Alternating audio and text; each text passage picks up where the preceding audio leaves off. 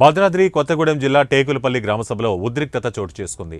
సంక్షేమ పథకాల అర్హుల జాబితాలో తమ పేర్లు లేవని, అనర్హుల పేర్లు వచ్చాయని ఉద్రిక్తత నెలకొనడంతో ఎంతసేపటికి అది సర్దుమణిగిపోవడంతో రవీందర్ కార్యదర్శిని పోలీసులు కార్యాలయంలోకి పంపించి గ్రామస్తులకు సర్ది చెప్పే ప్రయత్నం చేశారు. ఈ ఘటనలో తమపై దాడికి యత్నించారని కార్యదర్శి ఇచ్చిన ఫిర్యాదు మేరకు సీఐ 10 మందిపై కేసు నమోదు చేసి విచారణ చేస్తున్నారు.